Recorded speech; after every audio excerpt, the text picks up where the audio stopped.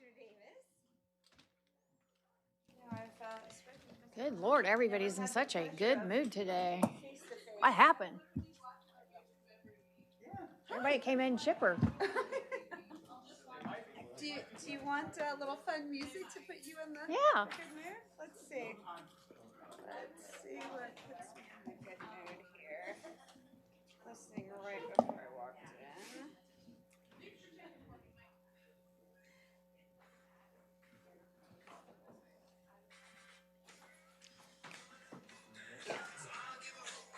There we go.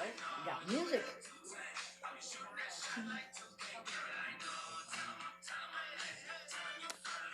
All right.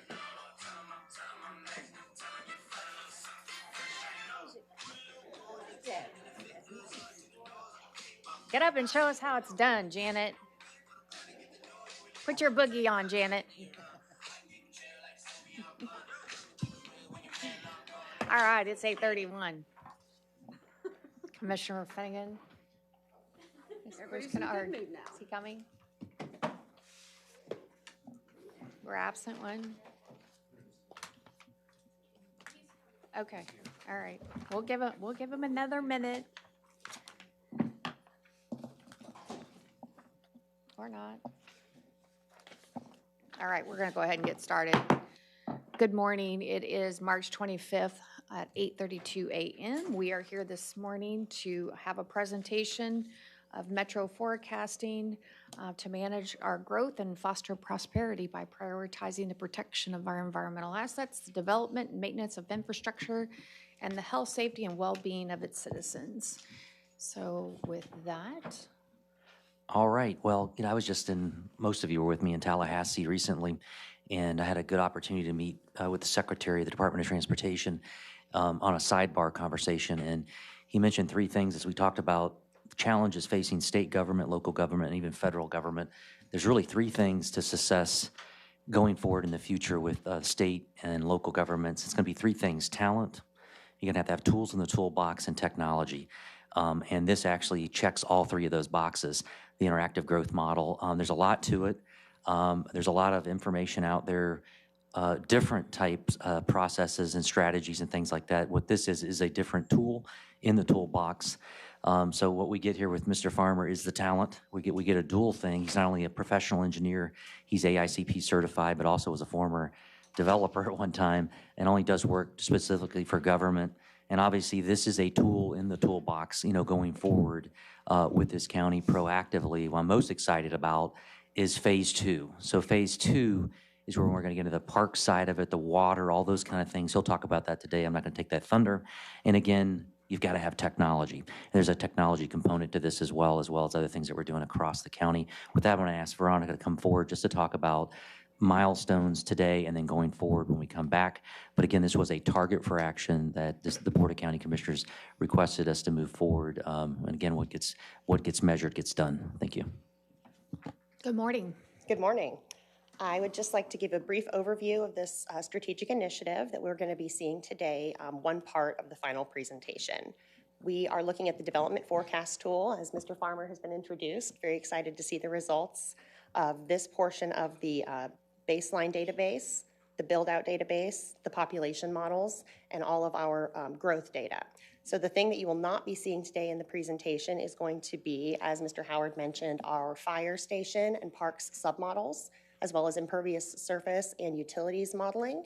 We actually have a meeting scheduled right after this retreat to discuss that with the appropriate directors. So while this is the bulk of the data, and you're going to see a lot of great numbers today, we will be bringing back a little bit more from this project in the next, I would say, 4 months to put a bow on it and get all of the accomplishments for this goal achieved. Thank you. Any questions? No, I would just say that I'm very excited about this. This is completely different than some of the other models that you would see that are done across the state. This is a very precision model specific to us. A lot of the other models are driven out of the state Bieber reports, and those are usually accumulated out of the 2020 census, which the 2020 census was very inaccurate because it was during COVID. So this is an opportunity for us to be very specific and very directed in where we're going. And I think this is probably one of the best things that our county has ever embarked on, because I think it'll tell us exactly where we need to go, that we're not making mistakes and spending good money after bad money. It's a way to identify where our growth patterns are going to be, where the transportation needs to go so that we keep less trips off the road. I just can't think of a better thing that our county has ever embarked on, so I'm excited. And with that, I'll bring up Mr. Farmer. Thanks.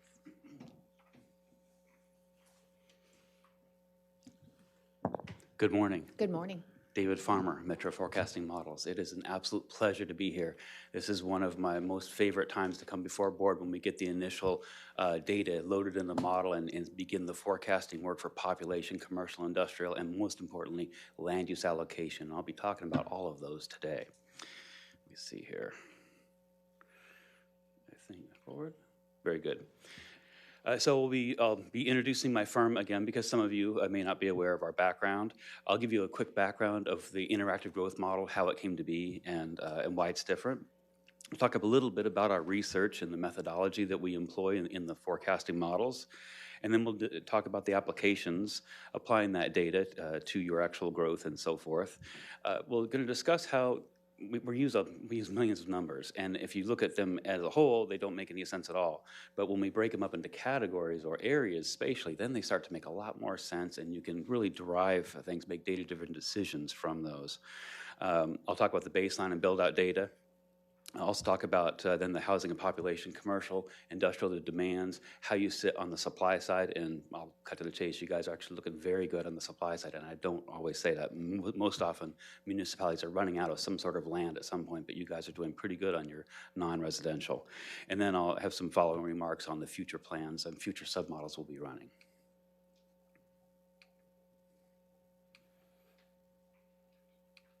Okay, next. Looks like you're driving. Okay.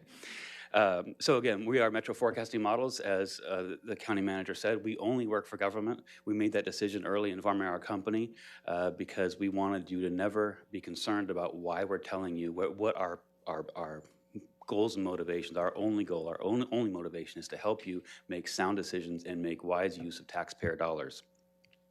I myself am a licensed professional engineer, as the county manager said, also a certified planner. I'm also a licensed real estate broker, a certified general contractor. I also have a master's in public administration, where I did my thesis or my capstone paper on fiscal neutrality, policies that lead to fiscal neutrality. So I'm used to dealing with budgets. I also served 11 years as an elected official down in Collier County. So I'm not in your shoes, but I have an understanding of what you don't want in terms of people being upset with how you spent money or what decisions you made. So I've been in those shoes, so to speak. I'm standing on the shoulders today of my partner, Dr. Paul Van Buskirk. Dr. Paul, when he was in his early 20s, got his engineering degree and immediately found himself managing a very small city up in upstate New York. And it was early in that process that he realized, I don't have the data. I mean, back then he was making tens of millions of dollars decisions in the 50s and 60s. Today's those would probably be in the hundreds of millions of dollars. And he realized they didn't have the data. And so after he served for 7 or 8 years, he spent the rest of his career, the next 40 years, developing the interactive growth model. Remember, this is way before spreadsheets existed and all of that. And so it was very arduous to go through all the calculations back then. But we've since perfected. We're working on version 4 of the model now, and so we're continuously investing in the software and the technology to make it better and better for our clients. Next slide. All right, so what is the IGM? Well, it's a collection of a lot of algorithms, a lot of formulas that have been developed over time and honed over time to ensure that we're doing the best forecasting possible. One of the elements of our model that makes it different is we begin by doing an overall forecast for the entire study area. And that makes us different than BEBA or anyone else, because our study area doesn't have to be a county. It can be smaller subsets of that. Generally, we prefer large data sets like the county itself, because we have more data and history to go back on. But we do the aggregate forecast. Then when we come back and we use things called traffic analysis zones, TAZs, you guys have 181 of those. Actually, 180, we split one of them, but I'll get into that later. And so our model, every time we do a forecast, every 5-year increment, it goes back and it checks and it says, okay, when I add up all these 180 things, they cannot exceed the aggregate forecast. And that ensures that we're not growing too fast in any one area or exceeding the possibility of future growth. Our data is ideal for long-range planning, your CIPs and so forth. It doesn't plan your roads, but it tells you what the trips are, well, it tells you what the housing and population is going to be like, and where and when your commercial is likely to show up, and that is used by traffic modelers. We do a lot of work with MPOs. DOT uses our data. I believe they're using part of it to analyze I-75, as we did all the counties from Manatee County south in 2023 for them for using in their traffic modeling purposes. One of the things that also makes us unique is that we don't just use census data. In fact, we use very little census data. We actually use a lot of your data. We're constantly taking your DNA. We don't want to take something, an idea from somewhere else, and apply it to you. We study, we research, we look at all these different variables. There's nearly 100 fields in your property appraiser data. Some of them don't really apply to what we do, but many, many do if you look at the data the way we do. We're very curious as to who owns a piece of property, when they bought it, and how much they paid. Because when you know an answer to those 3 things, or if they own a collection of properties, you can start understanding motivations and how things actually might unfold over time. For instance, if we see a parcel of land that closed last year for $6 million, that by all intents and purposes would be, a $2 million piece of property, that tells us someone made a major investment and there's a major plan. So we'll dig deeper into that one parcel to see, okay, what's going on with this, so we can better understand what's going on behind the scenes of that's sort of the art of what we do versus the science. When the model's up and running, the baseline and build-out data's in there, and we've calibrated the entire model, then we know when and where people are going to be showing up, and it's our philosophy, and I believe it to be true, but our philosophy is if we don't have people, we don't need anything.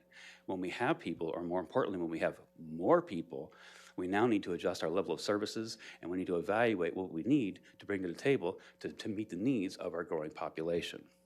The key is, how fast are you growing? It's easy to overestimate or underestimate. It's very difficult to get that Goldilocks right down the middle of what you're actually going to be doing. And then once we have all that data, now we can start forecasting things like water and sewer and facilities like parks and fire stations. In some jurisdictions, we've done their schools as well.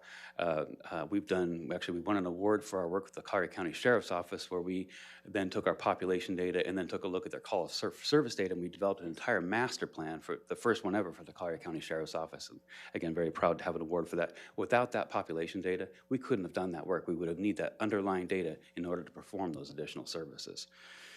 Next. Okay, so what makes us different? Well, I was going to say this later, but I'll say it now. When I was in college, I was exposed to the 7 Habits of Highly Effective People. And my favorite law or rule in that is begin with the end in mind. And that's in key what we really do. We do your baseline analysis, and then we identify your vacant land, and we do an entire build-out analysis. And this is at the parcel level. This is not taking, they have 5,000 acres at this zoning, and just multiply it out and find that, because different parcels have different characteristics, like wetlands or shapes. A quick story I like to tell is, we were doing an analysis in the city of St. Cloud, Florida, and we had a parcel that was 4 acres, and it was zoned 1 unit per acre. So how many homes could be on that? Well, it's easy. It's 4, right? Okay, now what if I told you that parcel was 20 feet wide and 4 miles long against a canal? Well, there's no houses that are ever going to exist on that parcel because it simply can't be done. That's the level of detail that we go to, and we did that for you as well. So what makes us also different than Bieber is we do not use necessarily your recent growth to control what the model does. We do an overall build-out analysis, which Bieber doesn't do. If you don't do a build-out analysis, you don't know your upper limit, right? If you don't have an upper limit and you continue a gradient on, you're going to have an infinite population growth. Well, that's simply impossible. There's always what we call a carrying capacity, or a limit to how much you can actually grow. Now, that limit is actually in your hands, right? That's called zoning and future land use and policy. So what I'm displaying to you as build-out is based on the idea that you're going to keep most of your policies pretty much the way they are today. If you changed your policies, the build-out could go down, or it could go up, or it could change in other ways. That's not a bad thing. It's just we're modeling your policy, and sometimes people they want the data to say something different, and in that case we say, well, if you want something different, you need to change your policies. speaking to the town of Fort Myers Beach, and they said, Dave, we're just dying here because we can't support a hairdresser. Why? Because most of their population is only there 3 months of the year. And I said, well, if you want more permanent population, why don't you allow 1 or 2 apartment buildings to come in? Because people aren't going to rent an apartment and only show up 2 weeks a year. They might buy a $5 million condo, but only spend a week a year there. But no one is going to rent an apartment and only be there 2 weeks of the year. They're going to live there full time, and the more full-time residents gives them the ability to support the uses they want. That's an example of a change of policy or a recommendation. Again, not saying you need to have multifamily, but that was a specific solution for their specific problem. So the IGM considers real build-out potential. Then we use logistic curves. Again, you have 181 zones. We got 181 curves connecting the baseline to the build-out potential of every one of those zones. And then again, that all gets aggregated, added up, so it can't exceed the overall forecast for the county. Finally, our methodology is considered professionally acceptable. And that's a legal term with the state of Florida. It means it can be used for comprehensive planning purposes. If you don't have this, you must use Beaver. But if you have our data, we've done the whole county, you can use us for your planning purposes. We have that, again, from the state. Next, please. So again, I was saying we got 181 zones. Trust me, when you look at a spreadsheet with 181 zones, all you see is a whole bunch of numbers, and it doesn't make any sense. So we break things up in what we call clusters, and sometimes it's based on geographic regions and whatever. After taking a good look at citrus, we said, well, you know, these commission districts are broken up in a way that makes a lot of sense. Why don't we use those for the cluster? And so these clusters are not perfect because we were trying to follow the boundaries of our TAZs. It gets very complicated when we start subdividing TAZs, so we only did that with one of yours, and that was where the zone was so large we just couldn't put it all into one district. We had to split it in 2. I think it was between districts 3 and 4, I think, or districts 3 and 5. Anyway, but now when you see our data, hopefully it's more related since it's each one of your districts. You're going to see, again, it's not perfect, but when we add it all up, it is perfect in terms of the total growth capable. Is your district off by 5 or 10 people? Maybe, but I wouldn't worry a lot about that. This is still very accurate data, and it gives you an idea of how each one of your districts will change over time. With that said, I'm also fully aware that every 5 or 10 years you have to rebalance. So I recognize fully that in 10 years these boundaries may be different because as the population grows, some districts might shrink and others might get bigger to rebalance the situation. So we're fully aware of that. Next slide. So once we break things up into clusters, now, and again, we didn't use this is not our forecasting at all. This is us just, we're interested, what areas are hot? Well, you can see clearly here that while all the districts are growing, District 3, especially in the last 3 years, and when I say the last 3, that's only through 2023, is experiencing significant growth. And that, we can see that because of the new Target, the new Walmart that are coming in there along Lecanto, and is it Bryant's, West Bryant, I think? Am I getting that right? New Bryant? North Bryant, sorry. I'm trying to remember all these names. So that area, that corridor, that recent growth, that commercial growth, we believe is going to serve as a magnet. And so the near-term growth is likely to act as a hub around that. Now, that's not forever and ever. That's just until that area, and it's going to reach some sort of equilibrium, and then growth will happen everywhere. Well, it's going to happen in all locations, but we think that that's going to act as a magnet in the short term. You know, just a few minutes ago looking at your building permits. I don't know if you guys follow that. So in 2023, I think you did about 1,500 permits last year. And remember, we didn't start this project until June. And so last year you guys pulled issued 2,500 permits, or just under 2,500 permits. So I'm very excited because something else that we've left out of all this, part of our fee is that when we're done with all this, we then go back and we start the process sort of over in terms of we rebuild the baseline build-out database, and we're going to come back with a fresh model, a one-year update, so you get to see what has transpired over the last year, not in terms of how we feel or rumor, but on base actual facts. We can take the data and show the exactly where all the growth occurred and what type of growth it was. So that's something else that we haven't sort of brought up, but that is included in the basket of goods. Next slide, please.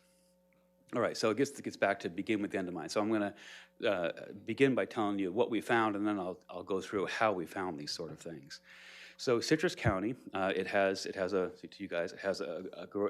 growth curve, and between 2035 and 2040, you're going to hit what we call the inflection point. That's where your growth transitions from increasing growth increasing at an increasing rate to growth increasing at a decreasing rate.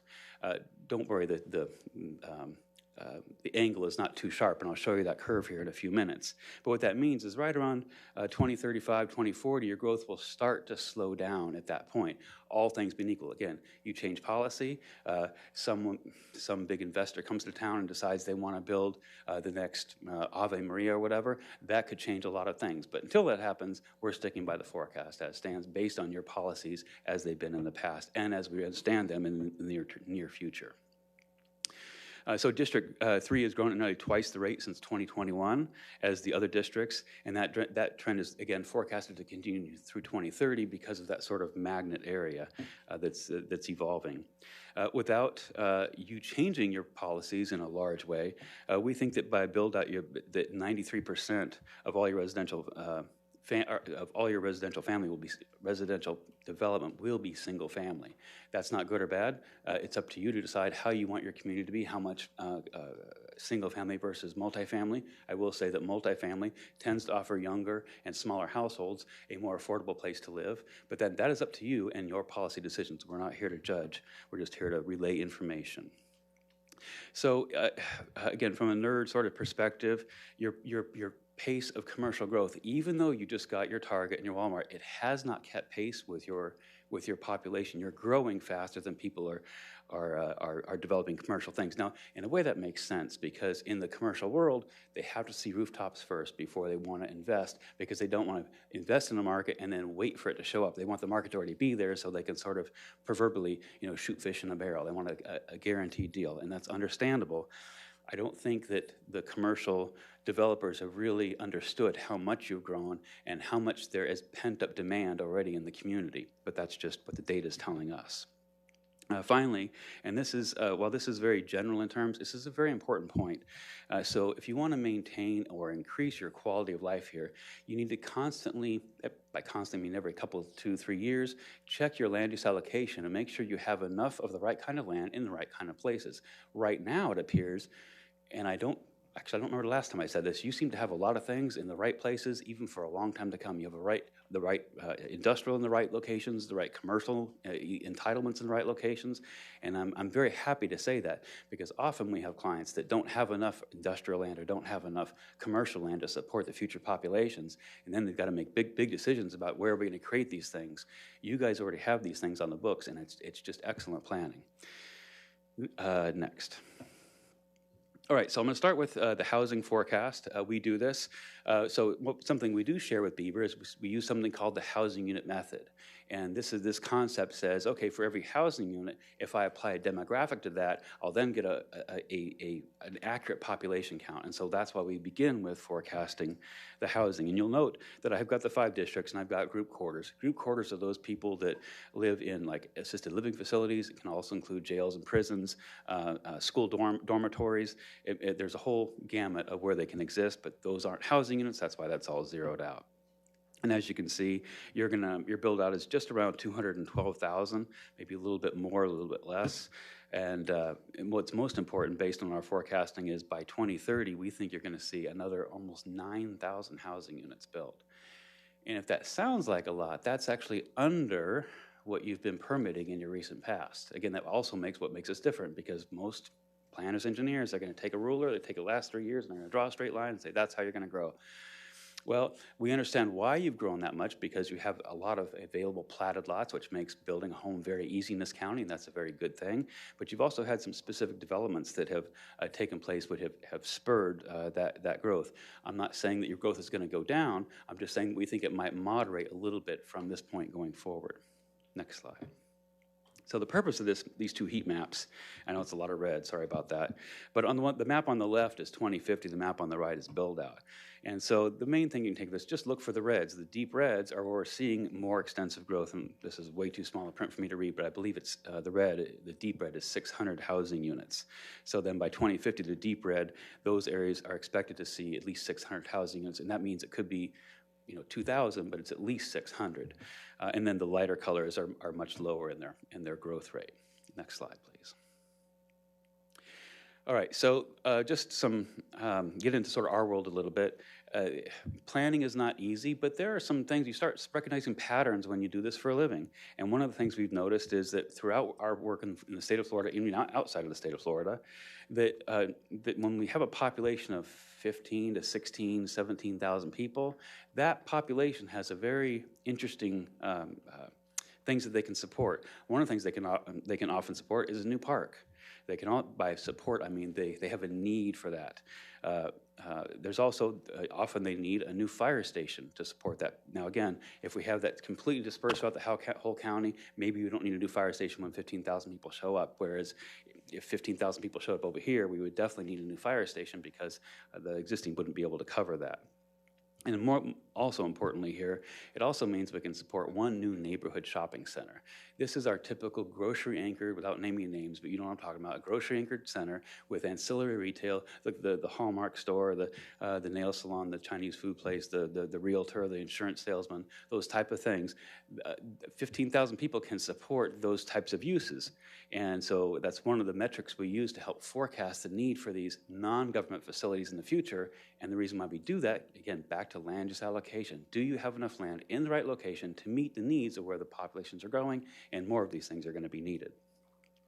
It's best to update this data annually or at least every 2 years to, again, measure these things and make sure that you're maintaining the levels of service, because when you grow rapidly, your level of service can decline quickly. We just worked 2 years back-to-back in Charlotte County. Mind-blowing. They grew 25,000 people. They grew by 10% in less than 2 years. That is, I do this for a living. I'm telling you, it's mind-blowing how fast they're growing. What that means is in 2 years' time, they're now deficient in one park, one school, almost 2 neighborhood shopping centers, almost 2 parks, because of this recent growth that's occurred for them. And by us informing you of that, they can help in your capital improvement planning to make sure you're getting allocating resources to keep up with that. Again, you haven't grown by 25,000, but just to give an idea of when people have rapid growth, these levels of service decline, and we need to meet the needs of the public to get there. Next. All right, so baseline. This is a whole bunch of numbers. In short, as you can see, as I already told you, you're mostly single family. You have about 82,000 single family homes and about 6,000 multifamily. I dug a little deeper into data. I thought was interesting because I want to know where the multifamily is located, and about half is located in the 2 cities, and the other half is located in the unincorporated county. Now, I do believe up near that Walmart and Target Center, thank you, that there's a new multifamily project that I believe is in the works, so to speak. I don't know if it's coming online tomorrow, but I don't think it's going to be 20 years from now. I think it's going to come online fairly soon, especially as that area starts to flourish. You have about 13 million square feet of non-residential commercial space, AKA office retail, AKA goods and services. And I'll dive into that a little bit deeper here in just a minute. That's sitting on about 1,700 acres. And that number in itself might seem like, okay, I don't care how many acres, I just wonder how many square feet we have. Well, we do some metrics to determine what is your yield on a per acre basis. Why? So that we can understand in the future when you need a certain kind of center, we know how much land you need to support that space. Same thing with our industrial. You have about 4 million square feet, just a hair over 4 million square feet of industrial building area on about just under 600 acres, and about 1,000 acres of vacant land. And that's true, and I can also say it's false at the same time. Based on your zoning and future land use, you have 1,000. However, we also understand you have a land use called extractive, and when you add that in, there's closer to a couple thousand acres of vacant industrial land that could be used. Next. So this is just a map of your existing. This is not a forecast, but we thought this was interesting to plot where your existing, the red is your goods, and your yellow circles are your services. And so you get a sort of a distribution of that. And you can see you have a fair amount of retail that has developed over the corridors, which again makes a lot of sense. Next slide, please. So then we take the vacant land and we develop a build-out database. And so at build-out, we think you'll be right around 212,000, 213,000 housing units, and you'll have about 32 million, 33 million square feet. Remember, you started at 13. So you guys are going to not only double, but more than double your commercial space by the time this county is built out. Or if you want to have shorter trip lengths and reduce congestion, you need this much. Otherwise, people are going to be driving a long way to get the needs to meet either outside of the county or some other location.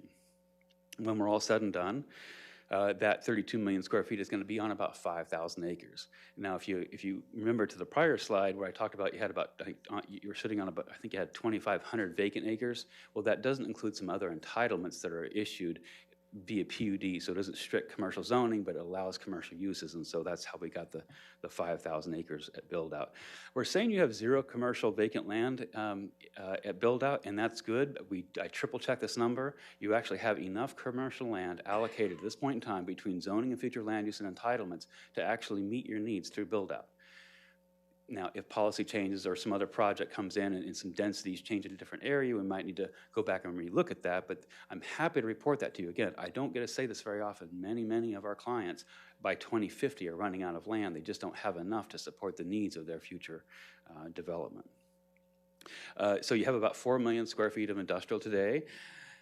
That's going to almost go up by a factor of 4. 15, you guys can accommodate more than 15 million square feet at build-out, and that is good from an economic development perspective and from a tax point of view, right? The more non-residential space we have, the more non-residential taxes we have to reduce the burden on our residents, which is what we want to do. We want them to have a high quality of life, not get taxed to death, plus have industries that help cover the costs of running the government and taking care of our infrastructure.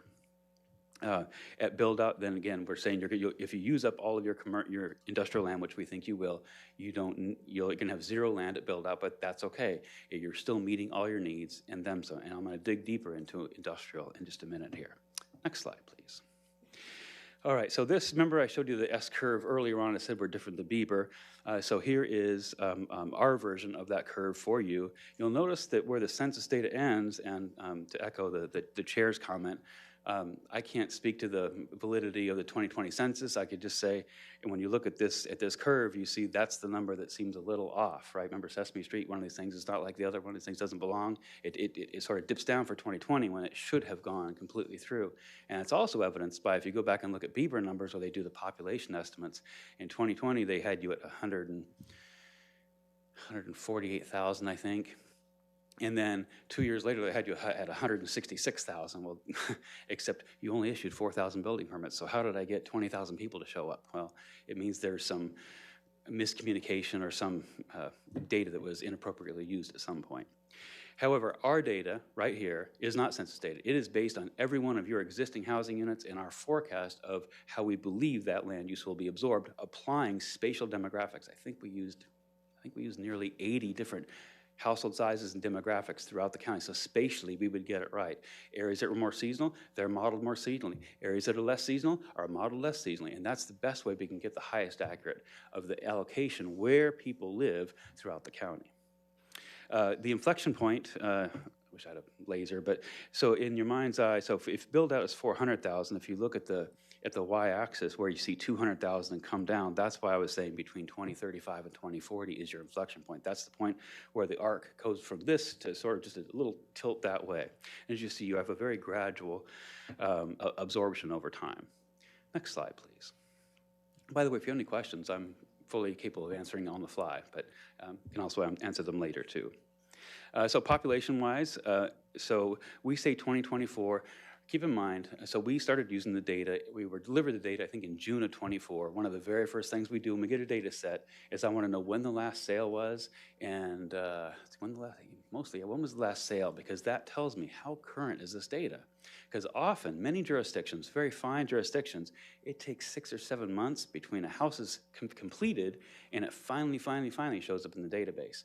I was remarking to the county manager that when we did that check, we found the data was only about 2 weeks old, meaning that it was very, very current, and we rarely get that. It's very, it makes our work more accurate. So when we say 2024, this population, let's just pretend that was actually probably May, June of last year, certainly not the end of 2024, because we didn't capture all those building permits, because that's, again, we were basing it on the database that we're giving on that date. So anyway, in 2024, midway through, you had a population based on our spatial demographics and existing housing units of 165,215. We then march through time. We think that you'll have, well, so when we ran the model, again, didn't know what your building permits are doing. I can tell you right now that 2025 number is too low.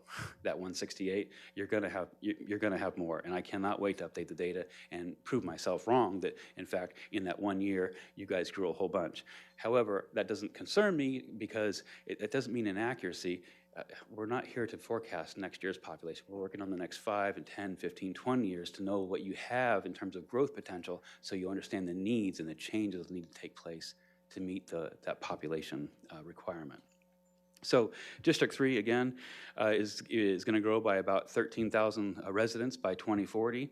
District 1 will see about 10,000 new residents in that same time period. And then we look spatially where people will live.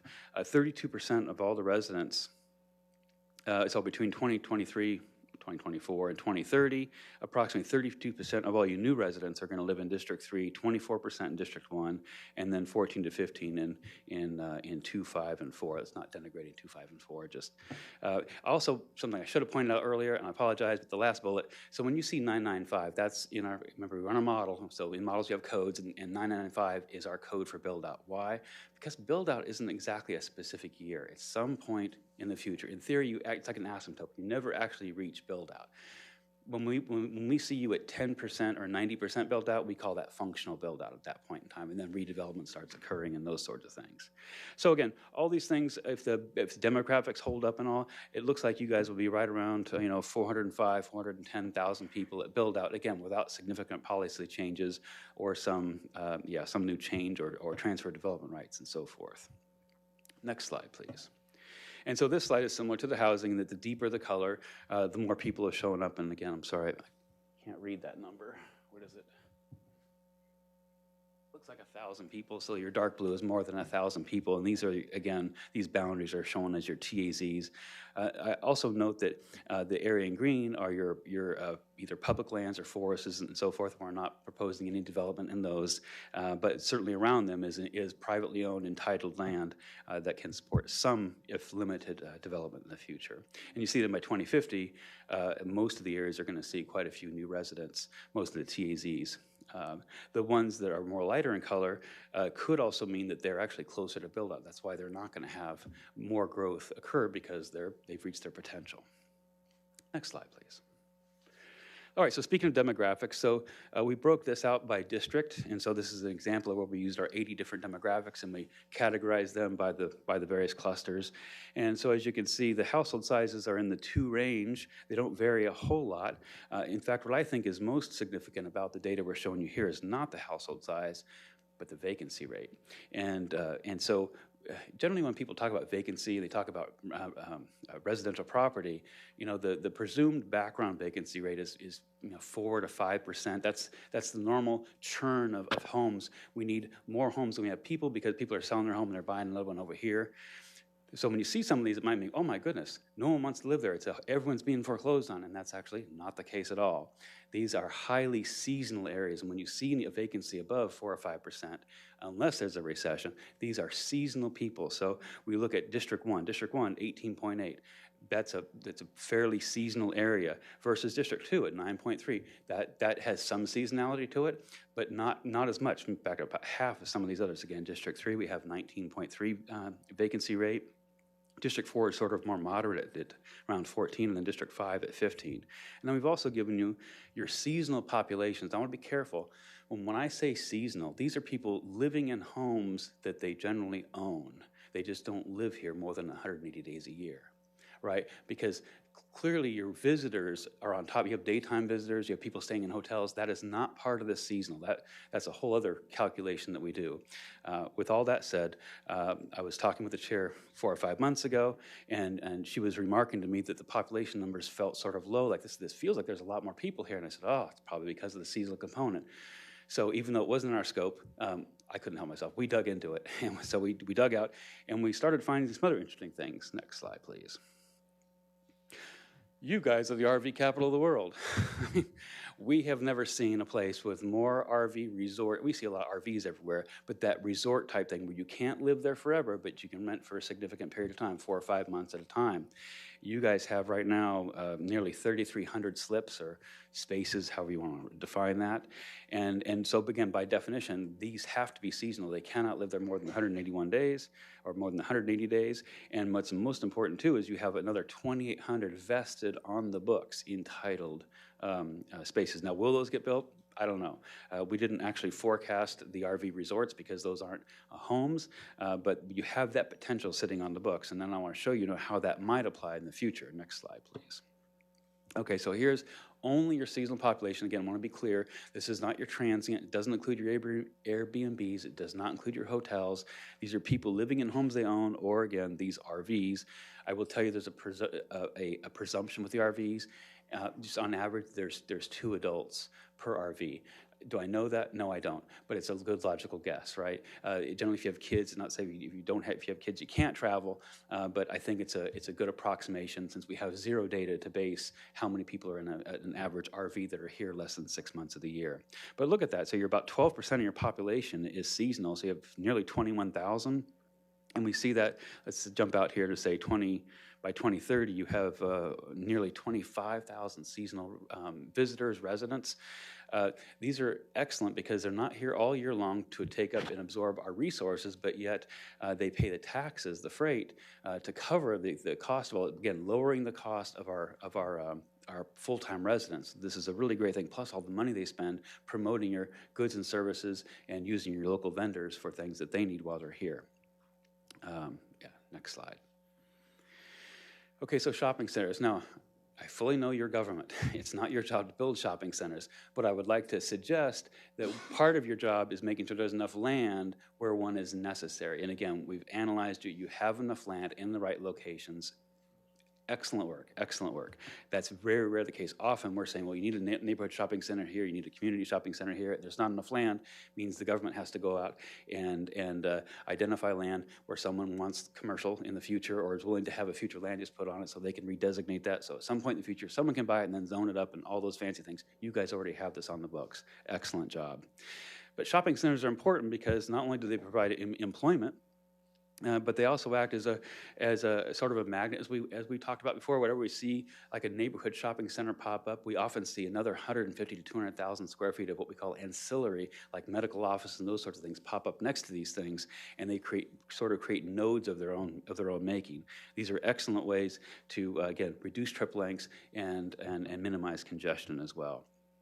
And of course, with well-planned shopping centers, we, as I just said, minimize the trip lengths and also greenhouse gases and those sorts of things. Next slide. So here's one of your neighborhood shopping centers. We analyzed all of yours. I think there were 6 or 7, I think. They average between, or they range between 8 and 22 acres. Your average is 15. Why do I care about average? Because I'm going to use that to forecast in the future. Hey, how much land do we need when an average neighborhood shopping center pops up? We also found that they average between, or they range between 65,000 and a little over 110,000, or sorry, a little over 180,000. The average is about 111,000 square feet. Again, you guys are unique, but we also we use comparative data all over the place, and this matches with data that we've got all over the state of Florida. Again, populations vary a little bit, sizes vary, but generally, 10 to 15 acres at about 110, 120,000 square feet. That tends to be the average overall in the places that we work. So you guys are meeting that average, meaning that you're probably not short when it comes to neighborhood shopping centers. For you, you're serving, your typical serves about 16,500.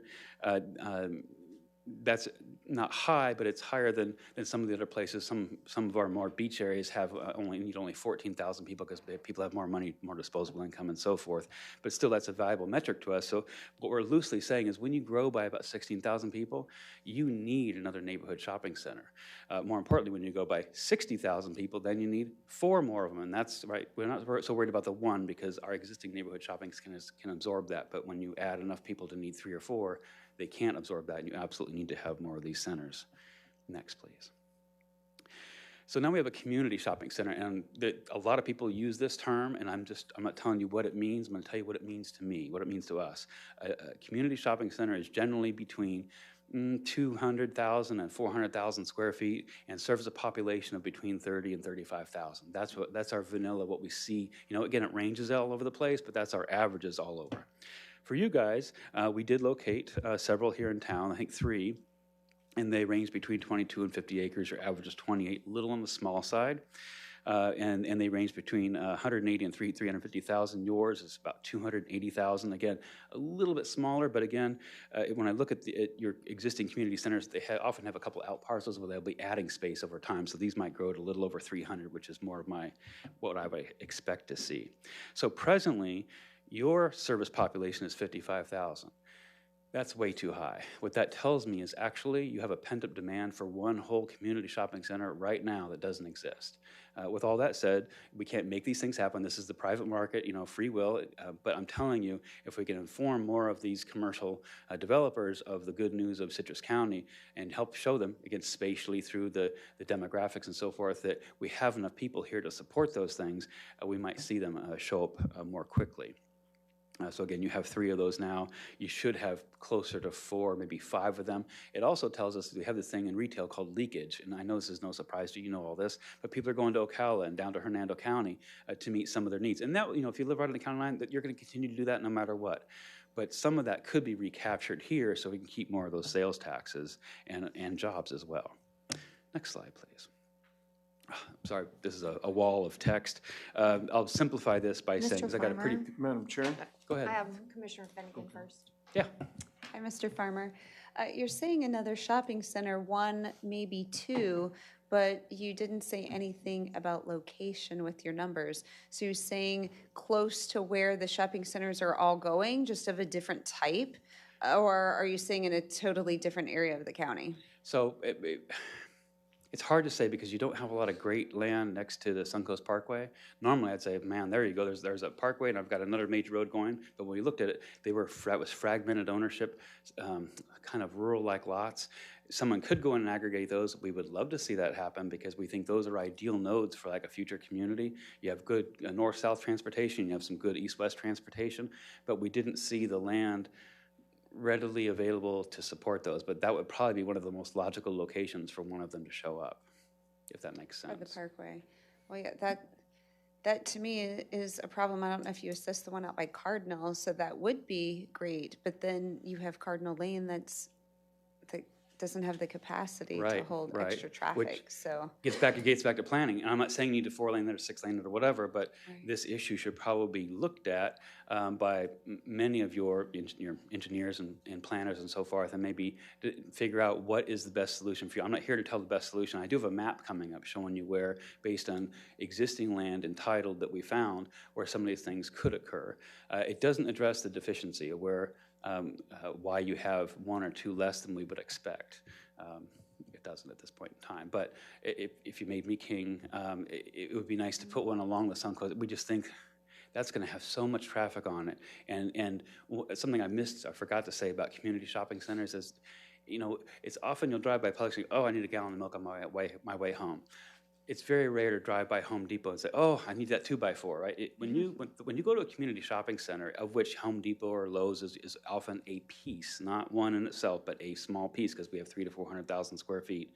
But they're generally destination based. It's my Saturday morning, here's my checklist. I'm gonna go to Lowe's, I'm gonna go to Costco or Sam's Club, I'm gonna get these things. Not that I don't go there on Tuesday or Wednesday, but they generally have a plan in mind, and that's why that's why they do very well when they're in clusters, because people get a lot of their needs met in one location, again, minimizing unnecessary trips and so forth. But it does take that 30, 40, 50 acres of land available, aggregated, so that they can actually develop in that node-type pattern. But Thank you. Sorry.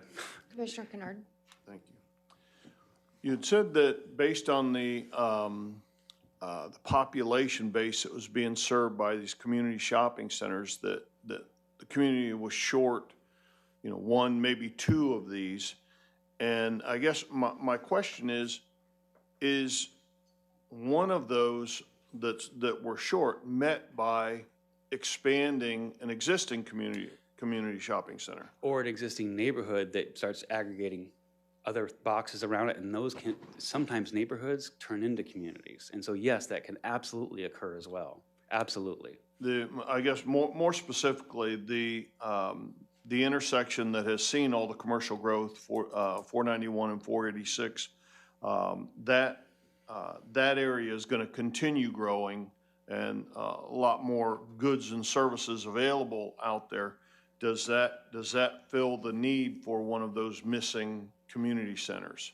Or do we still need to be looking at our last county commission meeting, we talked a lot about another 70 acres of commercial that potentially will be developed right here towards Inverness. So I can envision one landing, community shopping area there landing, but also that one out at 491 and 486 is going to continue to grow. Does that meet the need of one of those missing ones? So if this place you talked about, is that where the Walmart and the Target are located, or is that different? Yes. Okay, so that's already a community.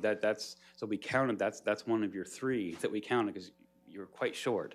And so using that counted as both a neighborhood and a community. It could grow, and I think it actually will grow into two communities over time. So for right now, we're calling, and it's a loose definition, but basically the Walmart and the parcels around that, we're calling that a community, whereas the one at North with Target, we're calling that more of a neighborhood, but we think that's going to evolve as shortly on. I've been sworn to secrecy, but you have some development coming there that I think probably not in 3 or 4 months, but by next year or 2 years, you guys have me update. I'll probably be calling that one of your missing communities, or one of your found children. So for conversation's sake, if that existing area right now is 30 acres and it grows to 60 or 70 acres, does that still count as one community center, or does that count as two? It depends. It depends, but it could be two. We rarely see them right next to each other. We will often see them across the street from each other. Okay. More likely than not. However, I want to be careful if you have 60 acres of strip, we're never going to call that a community center. We call that, no offense, but commercial other. It's not one of our designated facilities we want to plan for, so there's a lot of commercial other out there. We look specifically at how the parcels are aggregated, how you get there. If I've got to cross the street, generally, that sort of impedes commerce, right? So you're less likely to go across the street, but you're likely to go from one parking lot to the next to hit your different stores that you want to hit. So yes, you could have two in a row. Not saying I've never done that. We have seen that. But generally, they're going to be across the street from each other. And yes, your existing shopping centers, some of your existing others could grow into community shopping centers over time. Okay. We also see the Holder area. That's not ripe yet, but that is going to be ideal location for future community and a future neighborhood. But All right, thank you. Commissioner Barrick? All right, so District 3, yes, okay. I'm thinking Deltona, just off of 491, okay, which is Citrus Springs, which is a planned unit development, which already has an overlay plan for the shopping center on Deltona. And I'm thinking that's where you're probably talking about for the growth for shopping, because that is just south of Holder. In other words, Citrus Spring butts up to Holder. And I'm thinking the road on Deltona itself has the median, has the 1 lane each direction, and it is a SCOP road. okay, Now, if that's already been planned over 50 years ago, okay, and we follow through with that plan and put things where the commercial's supposed to be and the firehouse where it's supposed to be and the high school and everything, wouldn't that be your planning, but it was already done 50 years ago? it could be, yeah.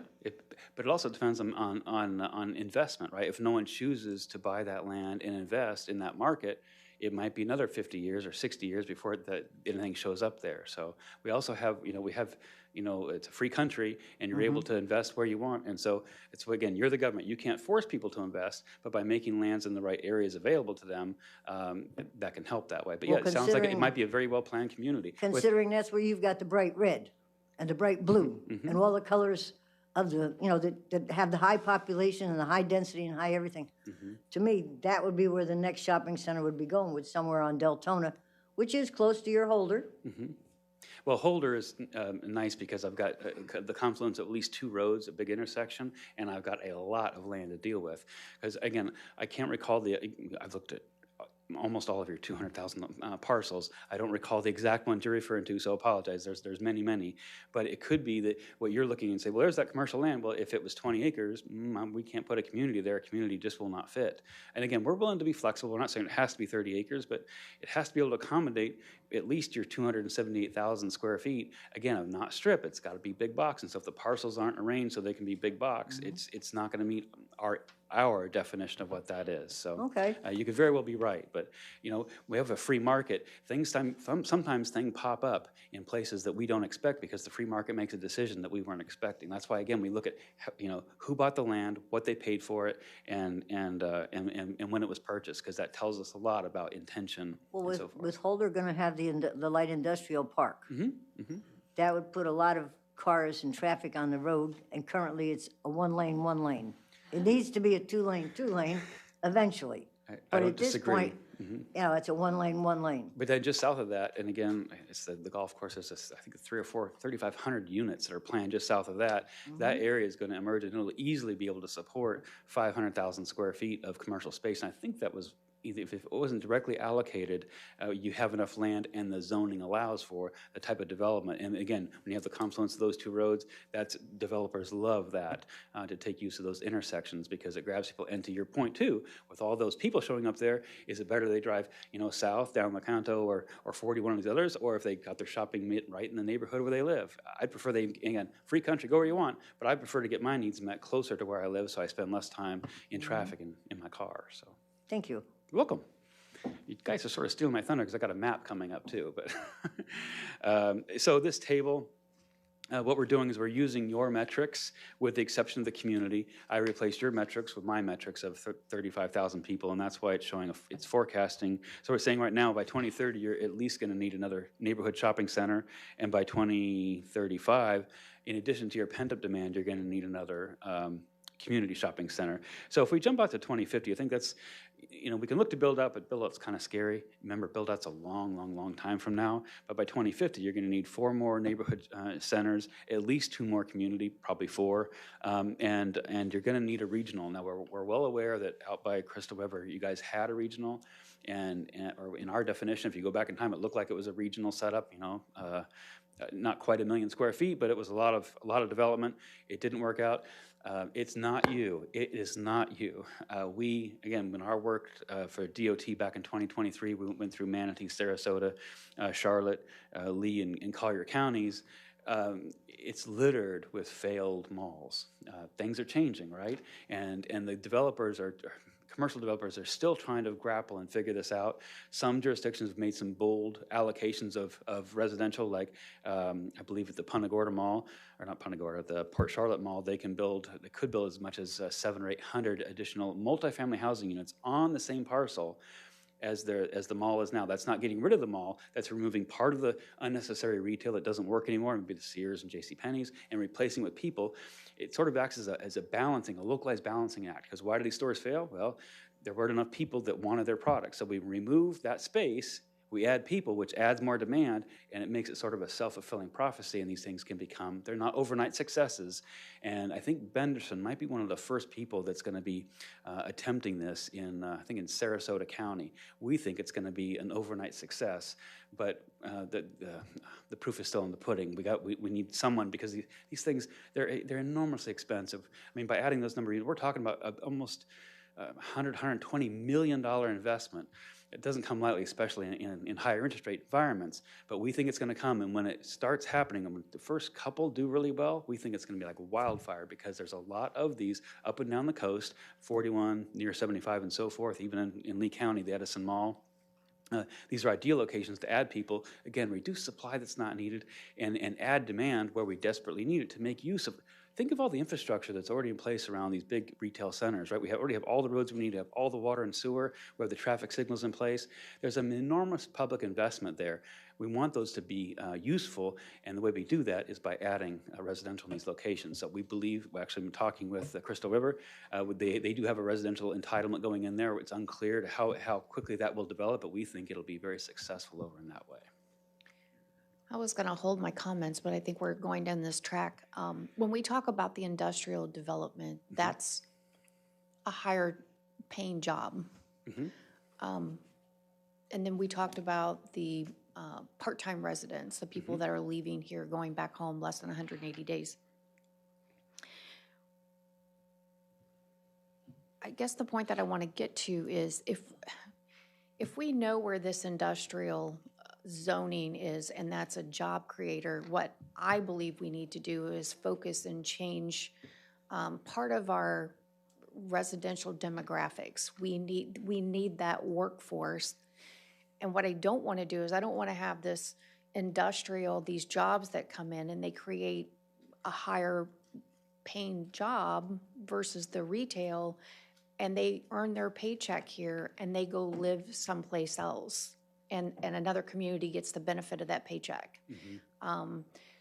That's where I'm very interested in how we spotlight and get to the point where we start to think about these new developments that are coming online so that we will attract that younger workforce and the family with their kids and the resources that they desire and want to make us a thriving community that not only has the higher paying job, but we have them living in our community and we have the intrinsic economic value that pours out of that. And I'm not interested just in retail. I know they want those things, but I want that quality of resident that we're going to provide the services that they're going to live, work, and play in our community, if you will. You want employment centers. I think that's what I heard. You want employment centers, which I don't, yes, people work at retail. We don't call those necessarily employment centers, but employment centers are those types of development. It could be office, could be industrial, but where we have people that, let's say Hartford decides to open a new southern office here in Citrus County, and they suddenly, like Hertz, when Hertz moved to Estero, Florida, we had 2,000 jobs that didn't exist, high paying, just showed up overnight. Those people then decided to buy homes and so forth. So you have a two-pronged problem. One, I don't have a solution for, which is marketing and attracting necessarily that younger demographic. I will tell you, most of our clients are competing for the same thing. I'm 35 years older than when I moved here 35 years ago. I'm not getting any younger, and we need a younger demographic to come in.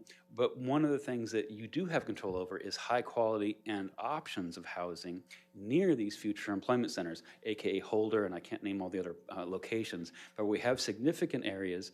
We need to make sure we have housing, and not just a typical single family, maybe some duplexes, things that offer a variety of living choices that will appeal to a wide range of younger people, both families and singles, younger and older, so that they can live closer to where they work. And hopefully if they have, again, these community shopping centers, neighborhood shopping centers, it becomes a very high quality of life. I can live, work, and play very, very close to I can work and play very close to where I live. That's generally a very highly desirable thing versus spending an hour, 2 hours driving to and from work. So again, I don't have much to say about how we attract necessarily those, but by having those housing choices near those is going to go a long way. And like in the Holder case, I think we do have that. We have some high quality housing.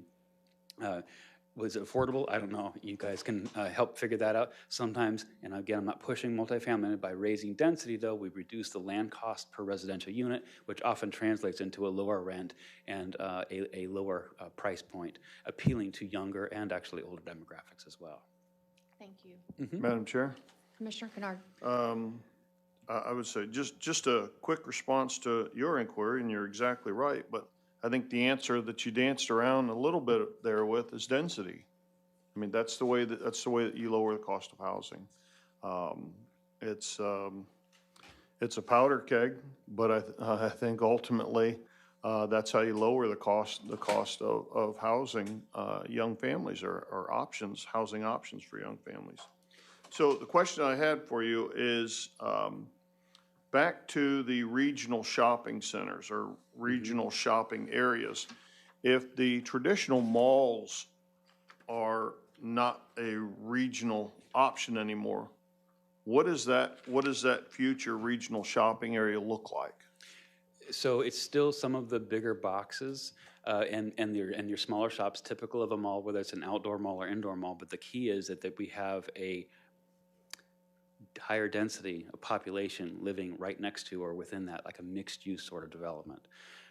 And I don't want to I don't want to tell you all what to do. I'd love to share my opinions on mixed use too. I don't think you're quite there yet, but when you do, please do not force people into what they call integrated mixed use. That means it's all in the same building. On the bottom, I've got my retail. On the second floor, I've got my office. And the third floor, fifth floor, that's my multifamily.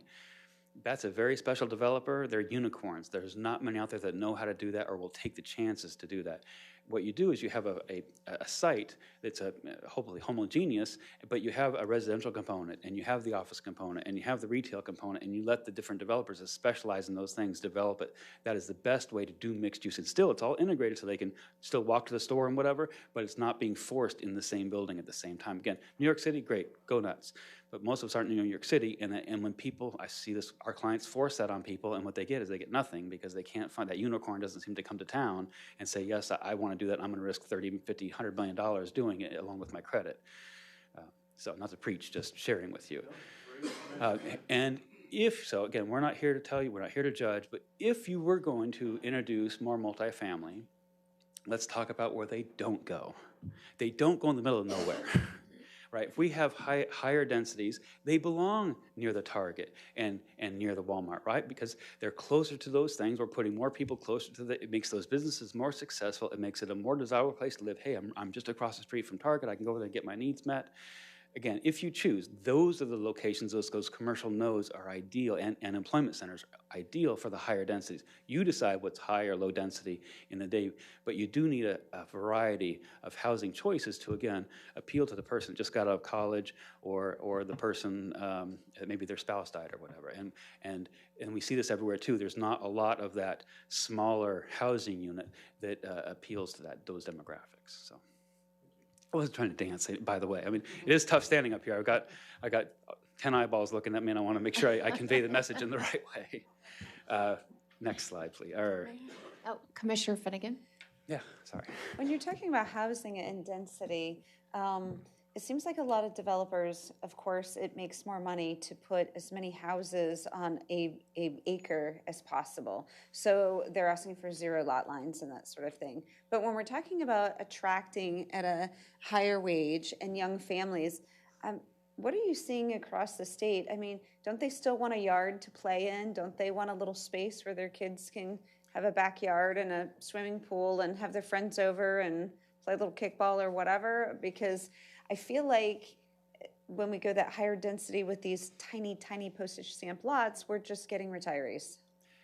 Right. Well, so in your 30s and 40s, more of your child having years, then yes. But my son just graduated from Florida Poly a year ago, and he's 23. His friends, shockingly, are also about 23, 24 years old, and they don't want a house. That's not what the lifestyle they're looking for. They actually want something not urban, but they want something close where they can have a small place that they can afford, not to have 3 or 4 roommates, so that they can break down the rent in that fashion.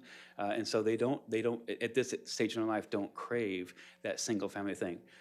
When I got out of school, We're talking families. And right. Obviously, that's still a young person, on their own. When I'm talking families, I just want to make sure that we have a With space small that, children. Yeah, that Yeah, families want to come professionals in their 30s and 40s, of course. right. And not talking on both sides of my mouth, but I'm a very personal guy, and I'll share my personal experiences with you. When I was raising my son, we lived on 7 acres, had a go-kart track, and it was a lot of fun. I mean, we had a zip line on our own property, and I'm all for that. We've now moved into a community, right, 0 lot line. I don't have to mow the lawn anymore, thank goodness. And my son's moved out; he's gone, so we need less space. And so that's what I mean, by choices of housing. I love single-family homes. I've owned several of them. But there's also that older and younger demographic. And I think, and I'm saying this without evidence, but I think when you have smaller units, if they're for sale, I think you're more likely to see a retiree buy that. Whereas when we're talking rental, I think you're more talking about a younger person. Not that retirees can't rent, but they tend to be conservative and they can't afford increases in rent and stuff, so they tend to buy, so they know this is what my expenses are going to be. So that leads back to the sort of rental.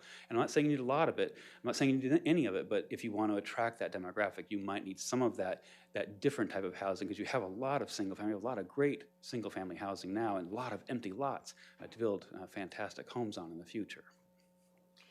Well, some of the newer developments that I have seen, particularly for families, because you have two working parents, and they don't have a lot of time to take care of a yard, but the development is built where they have a lot of green space, they have places for the kids to go play, but they don't have to personally take care of it in their yard. I've seen some of that. And back to Commissioner Kennard's point, making density makes the house cheaper. It's also the economics to the local government makes it more affordable too. It's just the return on the investment that we're not having to spend as much maintaining areas that are spread out. Especially when they're close to employment centers and those larger retail blocks. So reduce the trip lengths and reduce the need for getting in their car. Again, no problem with getting in your car, but why do you have to make someone get in the car when they could live much, much closer and just, walk downstairs or across the street to get those needs met? This is why our corridor alignment studies are so important. Getting ahead of this curve before, like Cardinal and 495 and some of the other roads, before they're developed, that we're not having to spend money on the condemnation to buy them out. Madam Chair, Commissioner Barrick? as you say density and you say population, it's really nice. If you take 4 houses per acre and turn it to 6, you went from 8 cars to 12 cars. And what does that do to our residential roads and our roads? And what is the cost of upkeep on our roads when you do that higher density? There are things that are a downside to going to the larger density and to the apartment complexes. Because the apartment complexes, if you have, say, 100 apartments, you're going to have approximately 150 cars. Okay, so that one unit is going to have 150 cars on our roads. And currently, roads is a very, very sore situation for a lot of our residents and our taxpayers.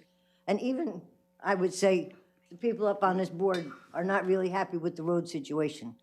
Okay, so I'm looking at it from that perspective. I would prefer no more than 4 houses per acre. And in your traditional single-family areas, I applaud that. That makes total sense. And remember I said, the ideal location for multifamily, and it's probably not 6 units, it's probably more than that per acre, is in those commercial nodes so that they aren't driving their car. They might still have 150 cars, but if they're not getting it to go over to walk over to Target and get a new pair of pants or a cup of yogurt or whatever, that just helps. But they're using it on the residential roads, which are the ones that deteriorate.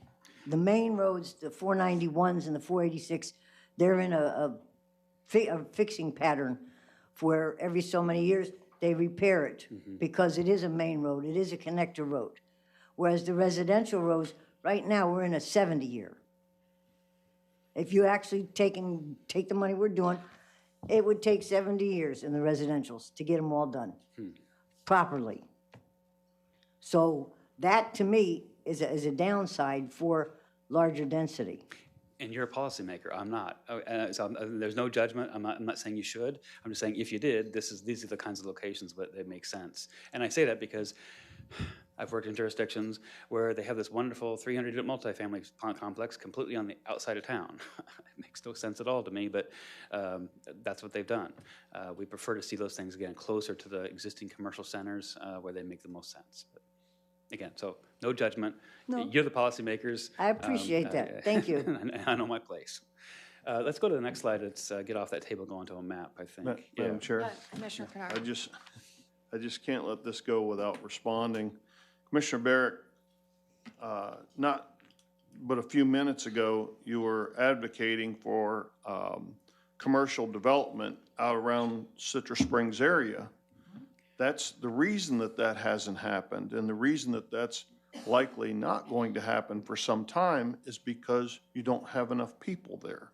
When you have 1 acre lots, understand, I love them, it's beautiful homes, single-family homes, but the investors who build these commercial shopping centers are not going to build them where you don't have enough people to support the businesses in that plaza. When you have a higher density area, you have more people there, you have more cars there, but then your investors build commercial locations closer to that. So your trip miles to and from the store may actually be less because the commercial is closer to those higher density areas, population areas. So you don't have people that are driving from Citrus Springs all the way into Citrus Hills to go to Publix, or to go into the nail shop or the Chinese food place or any of that type of stuff. When you have the higher density, perhaps that's close enough where they take a bicycle, or, they drive half a mile or a quarter of a mile. It's something that at some point this board's going to have to address if we want these employment centers to happen, if we want this industrial land to develop and provide higher paying jobs for our community. You're going to have some housing around those areas that's affordable for those folks. Or, like we've talked about so many times, people just can't afford to live here. If they can't afford to live here, they're going to live in other communities, and that's where those businesses develop. Can I respond to that? Commissioner Barrett? The PUD that is in place for Citrus Springs has apartment complexes, has duplexes, has single family, has commercial. And once it is developed out completely, and it's been over 50 years since it was started, they will be able to do. But to change density would not help. What needs to be done is to follow what the plan is that's already in place. You want to get developers to make the apartments? Tell them, okay, we have this land and it is already zoned for apartments, put them in. But when we built on 486 and 491, that's not in walking distance to very many houses. If you live in Citrus Springs, it's an 8-mile ride to get to Target or Walmart. Granted, people went to the Walmart in the Canto, but it was the same distance from Citrus Springs to the Walmart in Dunellen. So the thing was, they had to make a choice. Now that we did add Target and some nice food places, it has brought more people there, but it's not within walking distance from very many people whatsoever at the present time. So we're just, the transportation unit has to be looked at, because roads are expensive, very expensive to keep up. And that's why when he's here explaining this, he keeps saying District 3. That's my district. It's going to be growing. It is growing in leaps and bounds. And it's going to be growing all of these years that you're progressing. And the only other one that, and then also Commissioner Davis is going to be growing because she's got the 486 corridor.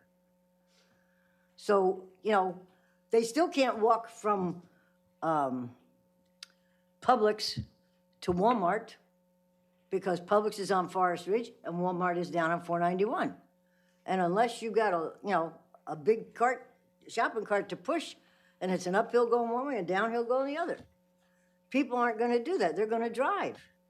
So to me, transportation is very, very important. Road maintenance is extremely important, and it is extremely expensive. So when you're saying build community things, that's why I look at Citrus Springs and Deltona and putting a commercial where the commercial is. Mm-hmm. But we need to figure out how to get the builders and the commercial people to invest there, okay? And I had talked in years past, before you were on the board, to our economic director to try and help Citrus Springs get more commercial. And they didn't do anything from Citrus County, no matter who was on the economic thing. But that's not part of this discussion. You got a very nice plan here, and it does show exactly. And I'd like you to continue, please. Thank you. Okay. So here we're showing neighborhood shopping centers with I think it's a green shopping cart and then a gold bag for the community shopping centers. Will they show up in exactly these locations at these years? Again, private investment is what drives this, not the public. But all things being equal, this is where we see the needs and see them being met. Again, it could show up differently, but this was, again, based on aggregated land that could support the type of centers we're talking about. Next. Okay, so I've got a couple slides that look sort of the same, and I want to say something very clear. So look at like Charlotte County, 71. That doesn't mean like a C, like 71%, and versus Collier County, 101. Ooh, they got an A plus some extra credit. That's not what this is about. This is trying to show you, one, this data comes from areas where I have worked. I detest what they call internet data. Oh, let's go download some stuff. I don't know where that came from. This data, I know where it came from. It came from accurate sources, property appraiser databases that we've worked on personally in-house, so we understand. And what we like to do is look at this per capita, because we find some averages. And when we find mature areas, and we define mature, don't take this the wrong way, but at 300,000, a population of 300,000 is a fully mature area, and that's when we see different things starting to occur when it reaches that. With that said, a complete economy is at about 150,000 people. You guys have just crossed that, which is why I think you have some pent-up demand and you're about to see some more commercial development. And I'm not saying we can, but our study might help to demonstrate to your commercial development community there are enough rooftops here. They weren't watching carefully, and overnight a whole bunch of people showed up enough to support this and make this sort of, again, that overnight success. So we see the average is 100 across these. And again, I've got lots of other data. It bears out the same thing. We have this thing called Amazonification, right? Everyone knows that people are going to less brick and mortar stores and are ordering more things online. Goodness knows the UPS drivers in my house about every day. But something that my personal bias is, I think, well, it's got to come down, right? It only makes sense. Now we have warehouses. We don't need as much brick and mortar. But what's interesting, and now this is over the last 12 years, we've been studying this intently, the square footage is actually not coming down, it's changing. We go from primarily goods and little services to now less goods, because that's getting to come from Amazon, and services are now growing into more of these retail locations. Partly, I think, because we have an aging demographic that has more money. I used to mow my own lawn. I don't do that. I pay someone to mow my lawn now, and I don't think I'm alone. There are people that are paying for things that they used to do themselves, but now they can afford to have someone else do that, and we see that happening more and more. You haven't quite started that yet, because I'm going to dig deeper into your data here in a second. Now, you get an A+. For 165,000 people, you guys have 80 square feet on a per capita basis. That is excellent. I have other clients that on this list that you can see have much, much less. Even though they have more people than you do, they have much less on a per capita basis. They also have some leakage issues too, where they have communities north and south of them where people are getting some of their needs met. That you guys are doing great on a per capita basis. We do see you increasing to 90 square feet. So in other words, you're not just going to get more commercial space because you have more people, but your per capita level is going to increase because you will have a population big enough to support some uses. I like using like the diamond cutter or the brain surgeon, right? We all have a little demand for that. So it takes a lot of people to be able to support one brain surgeon or one diamond cutter. You guys are approaching that sort of level where you can support more uses. I know you have a new medical center, hospital coming in. That's also going to create more jobs. It's also going to make it more desirable to live here. Now I can get healthcare easily and all those things. It's sort of, again, that self-fulfilling prophecy. So you guys, again, you just became a complete economy. You're heading towards maturity. These are all good things. No questions. Let's go to the next slide. Okay, so the per capita analysis, so we normally see 100, and we like to use averages for this very reason. So let's look at Crystal River, 500 square feet per capita. Well, what that tells me is clearly, and if you do some round math, Crystal River is supporting 5 times their population, right? Because they have 5 times what they should have. They're supporting an area much larger amount. Same thing with Inverness. Inverness is at, is at 725 square feet for Crystal River, 274. This is almost 3 times what we'd expect to see. It means their service population is 3 times their population, just inferring from that. And then we get down to look at unincorporated, it looks anemic at 55.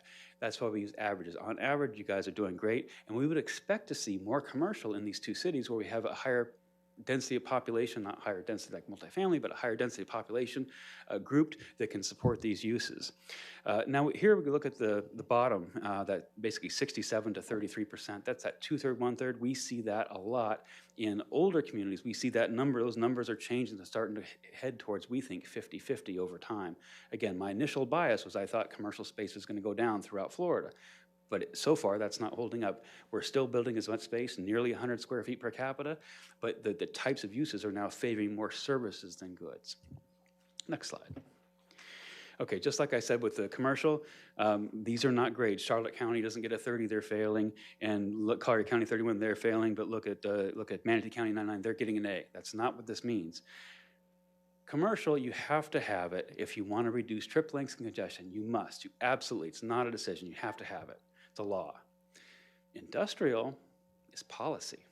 You don't have to have any. In fact, I have a client that told me in no certain terms, I don't want any industrial ever to be in our area, I can't name this the place, but they have a very wealthy demographic, and they have chosen, if I need those services, I'll go to some other unincorporated county or something to get those needs met, and that's policy, fine, your decision.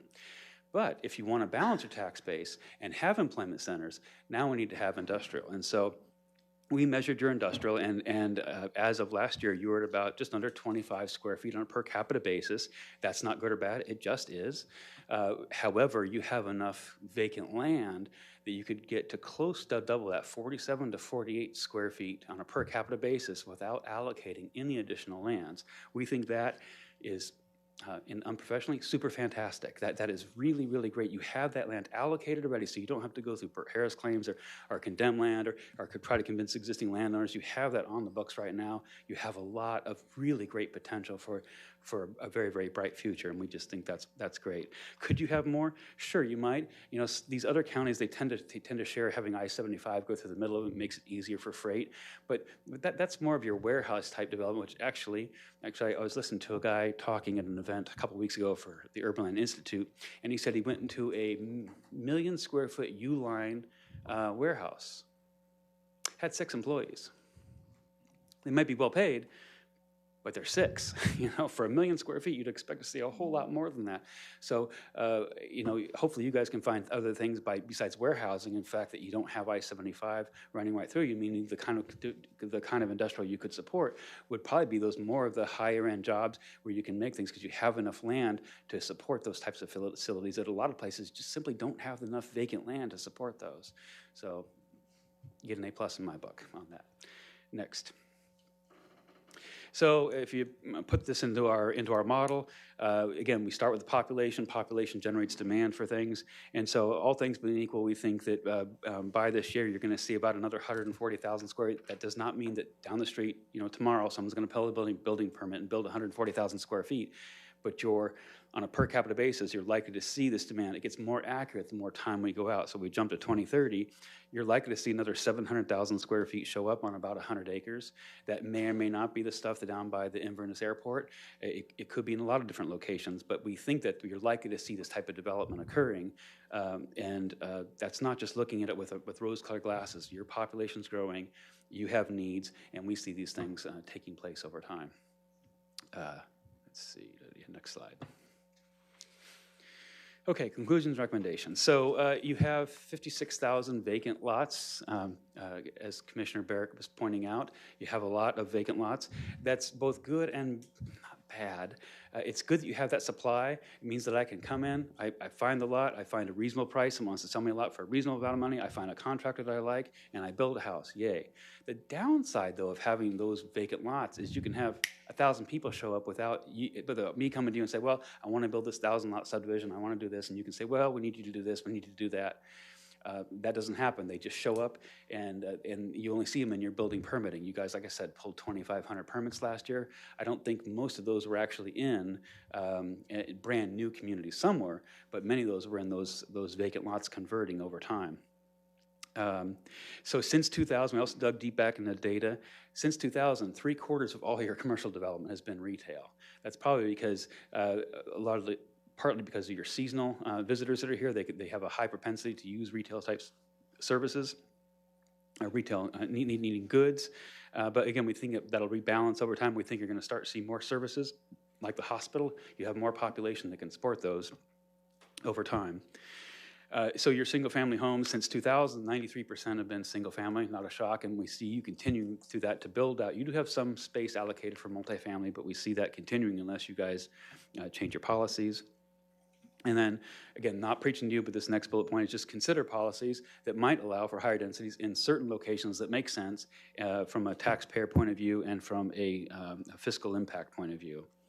And then we want to not only monitor the aggregate amount of building space or vacant land that you have, but it's in the right places. You presently have that, but as the population grows, we can start to see weaknesses or might be deficiencies in space over time, especially as things develop in a way that we don't foresee. We think this is going to go more with this kind of development. Instead, it goes this way, which then shifts the demographics and the needs therein. I have one client that I was telling them they were deficient by, I don't know, 15 million square feet of industrial by build out, and they said, oh, you're wrong, it's over there. And they pointed to an area that was 30 miles away from the interstate and surrounded by wetlands. And yeah, okay, and yes, it's zoned land, and yep, I could build 15 million square feet out there, but no one's ever going to. My proof in the pudding is no one ever has built any industrial space out there. You need it closer to the things that, the transportation corridors and such. So again, it's not just how much in aggregate that you have, but it's in the right locations. And right now I'm giving you guys an A+. You tend to have the right land uses in the right locations. When I look at your other vacant residential lands, and the densities are likely to emerge from them. So all positive stuff. Next step, or next. Okay, so, and I've got, after this, I actually have 4 more slides if I can beg your, I don't know, how are we doing on time? Chair, may I ask a question? Yes, ma'am. Can we go back to the last slide? Yeah. When you say, consider policy changes that will allow higher densities than traditional single-family uses, can you just describe what type of housing that is? Well, it's whatever your board will support policy-wise, but In your mind, when you wrote that, what did that mean to you? Apartments? I wouldn't mind seeing apartments at these commercial nodes. I think that really will. It'll provide more housing. It'll have more units per acre, and the fun. So. Let's also just talk about the elephant in the room. Impact fees don't actually pay for the things. We charge road impact fee, but it's never enough to actually cover the cost of that road. However, if I develop 4 acres, and I'm not going against you, ma'am, I'm the single, but if I build 4 units per acre, I get 4 impact fees. If I build 15 units an acre, now multifamily pays, let's say, a 2/3 what a single-family house does for impact fees. But if I put 15 of those on there, I get 15 impact fees per acre versus 4, right? So that's the idea. When you put density, we put them in the right locations. We get a concentration of resources we can apply to the area to mitigate the transportation impacts and, again, reduce trip lengths and so forth. So you're talking like apartments, duplexes, triplexes, multifamily units, not Right. Well, smaller, duplexes. not smaller single-family uses. In general, no. I'm talking about, yeah, again, when we're talking about near the commercial nodes. Now, in other areas, yes, you could do the single family for rent. They've mastered this way of, I think they can put like 7 homes per acre because of the way they configure their lots and so forth. Do you guys have that here much? The single family for rent, it's a, watch out, it's coming. That's a trend where we have big corporations now coming in and building large subdivisions with never an intention to ever sell other than to another major investor. And I'm not saying they're bad, I'm just saying keep your eyes peeled, they're coming. They're coming everywhere. So, okay. All right, so upcoming tasks. So I hope shortly after this meeting, we'll be meeting with some of your other departments. We've already started the impervious research analysis, and I'll be hopefully having that forecast for you soon. Again, we'll present that at a hearing in the future when we'll present multiple of these reports. And then the fire station submodel, of course, the water and sewer demand models, will be running those. We have just finished actually an interactive web application. It's like a website you can go on. It's not the end all be all, but you can click on the various zones and it'll tell you what the growth is going to be from now until 2030, as well as to build out and your spatial demographics. So you can click on various things and it talks about the demand for neighborhood centers and community centers. It's a bunch of numbers. I like it, but I'm also, that engineer planner kind of thing. But we'll make that available to your staff for their use, and of course you policymakers as well. And then if we can go to the next slide and the next slide. So if you don't have any questions for now, I'd like to present quickly Crystal River and Inverness. There are only 4 slides, but if you want to give me questions now, go ahead. Commissioner Davis? If you don't mind, there's a couple of things to be, maybe I'm missing something, but there seems to be some discrepancies on a couple of the slides. Citrus County baseline 2023 data, which is slide 11. Mm-hmm. Thank you for the praise on the planning. We had some really good planners do some good work. You specifically said that we were in good shape on industrial land. Mm-hmm. Okay.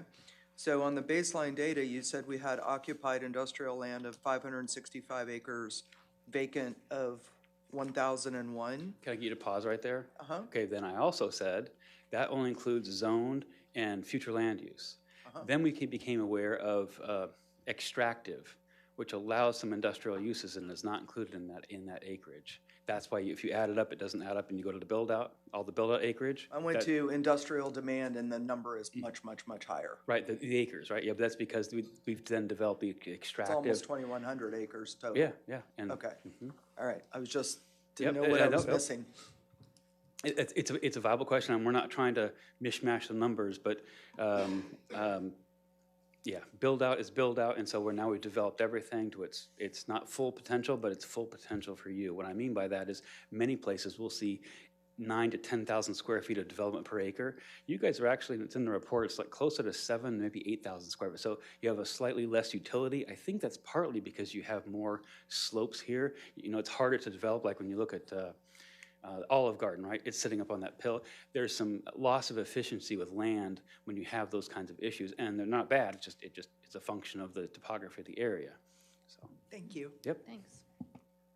Anybody else? Please, go ahead. with- Okay, next slide. Okay. So Crystal River, I hope that the two cities are given a copy of the report because I actually spend about 3 or 4 pages. Normally, we wouldn't do this. It wasn't in our scope of work, but I would like to credit your county manager, an astute negotiator. He said, David, I can't just have you do the county. We need to have the cities too. And so, while we didn't go to the same level of detail that we did for you, we did do both a baseline, a build-out analysis, and we did forecasts. The reason why I'm not actually showing you the forecast here is because, as I stated in the report, populations under 30,000 are very unstable, very, very difficult to forecast. And so we do provide a forecast in there, but I feel less positive or less confident about the near-term numbers than I do about the longer-term numbers. Over time, I know I'll be proven right, but our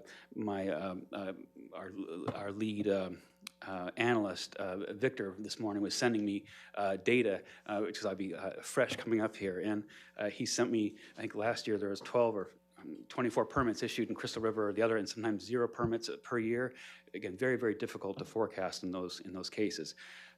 However, so we can see here we have about 1,500 single-family units and 1,000 multifamily. And actually, I need to stop right there.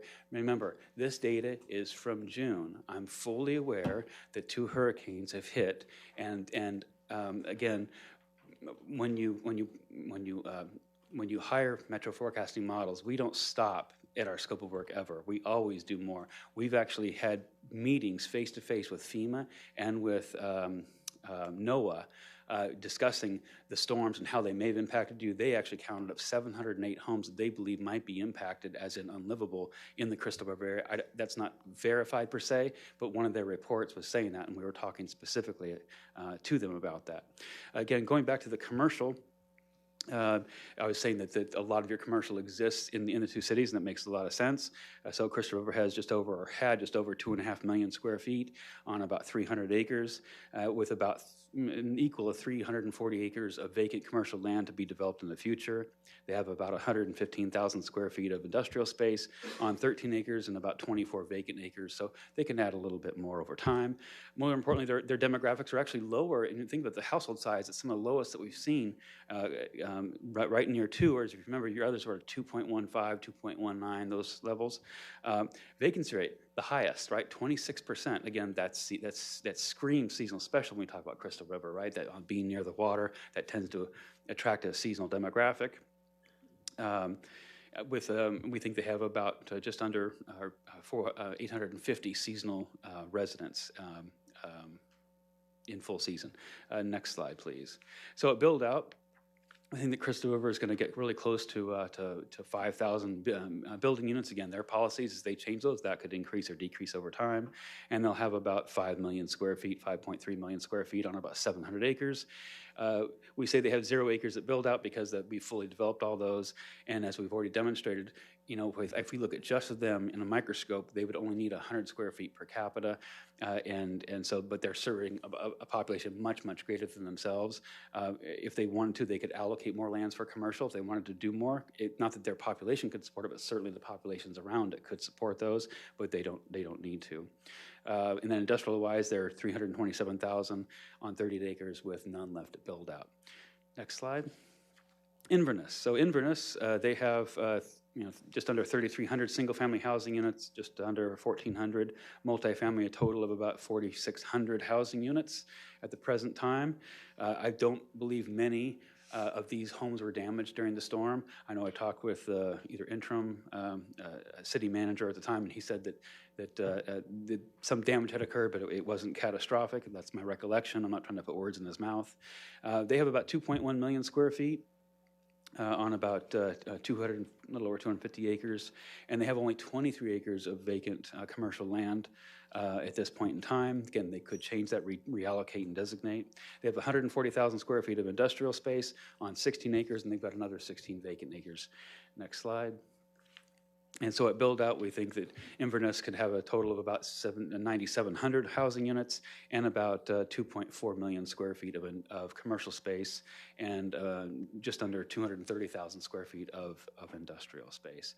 Again, the report talks about the difficulties and challenges of forecasting small populations, and it actually does have 5-year increments, just like I did for you all.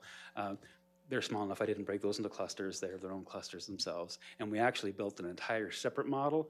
So when I talk about you guys, we're not bifurcating out the cities per se. So we actually built an entire separate model using the zones only unique and only the data for those 2 cities so we could zero in on them and understand how they specifically are going to grow. With all that said, I'm ready for more questions if you have them. And I want to also finish by saying you'll see me again in a few months, 4 or 5 months, something like that, and I'll come back and I'll deliver you the submodels, what we found, as well as any of the recommendations, and then either during that time or shortly thereafter, we'll begin the 1-year update, and then I'll come back and show you where things have changed, where new development has occurred. I know you have gut feelings about that. How can you not? You live here. But it's interesting to see sometimes it can be misleading. Things will pop up. I didn't realize that area had grown that fast. Yeah, that area did. But that's why we pull the data so we can understand and see those things and identify those trends and meet the needs of the public. Thank you. Commissioner Kennard. Yeah, excellent presentation. Thank you. Thank you. What I heard was planning to date has been excellent. Mm-hmm. The data input for land transferring, I guess, from individuals, that the data input has been remarkably fast. 2 weeks is, I believe is what you said, compared to what you've seen in other communities. Oh, the lag, the data showing up, yes. Yes. It was, so I mean, I hope he's watching, but your property appraiser is second to none. It is the best data I've ever laid my hands on, and I say that unequivocally, and we pull a lot of data from all over the state, and I think he did a custom data set for us, that's why it was so good, but I've never seen one with a lag of only 2 weeks in it. Yes, sir. I would agree. He's a great friend of mine. Okay. He is an excellent property appraiser for us. And his team, he would give credit to his team 100% for that. The commercial growth has lagged behind the population growth. Yes, sir. And that we can expect significant commercial and industrial development probably sooner rather than later. Mm-hmm. Yes, sir. Very Not tomorrow, but not 20 years from now. Right. It's coming. Understood. Thank you. Yes, sir. Commissioner Barrick. I'd like to apologize. The only time I can talk to my commissioners or say things back and forth is when we're up here, so that's why I didn't want to interrupt your, and it was a really nice presentation, and I had read through the whole thing, so as you got to the things, I understood, and I try to be on top of this, and that I think you're trying to do a good job. I am. Thank you. I am. I work for the people. It's not lost on us who pays our freight, and we want to make sure we're doing the very best work for them. And you left that one word, legally.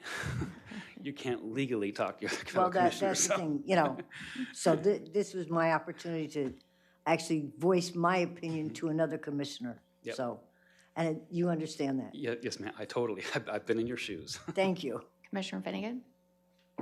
Thank you. Hi. Thank you. Good presentation. Thank When you. you talk about it, we saw the handout, and to be honest, I was a little underwhelmed, but when we put it all into perspective and know that you're going to come back for future planning of where might the appropriate places be for parks and fire stations and just clearing up where density should go, it's a little more enlightening. So thank you for that. Okay. For I the, didn't mean to leave you underwhelmed. no.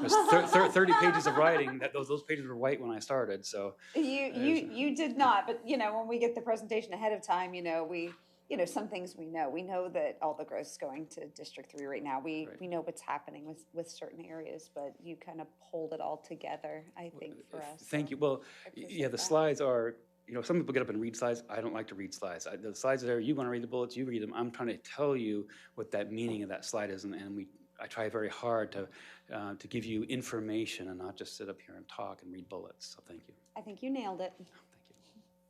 Commissioner Davis? Excellent presentation. The devil's in the details. A lot of the sort of gross look at where things are going is certainly things that we're already aware of and so forth, but it's all the granular detail that you got into that makes it all the more accurate. So it was a great presentation. Very happy to hear that apartments would be good around the commercial. That's what I personally had already been thinking that direction. So I'm in favor of that. And I also concur with Chairman Bays about the zero lot line with more parks within the neighborhood. I think that that's certainly a more modern way of looking at raising a family. And my actual first single-family home that I ever bought outside of DC was zero lot line. And it was a really efficient setup and very easy for two hardworking people to, not have to spend their life in the yard. Right. So I have an acre now and it's killing me. I've been Quite there. literally. I've been there. So thank you.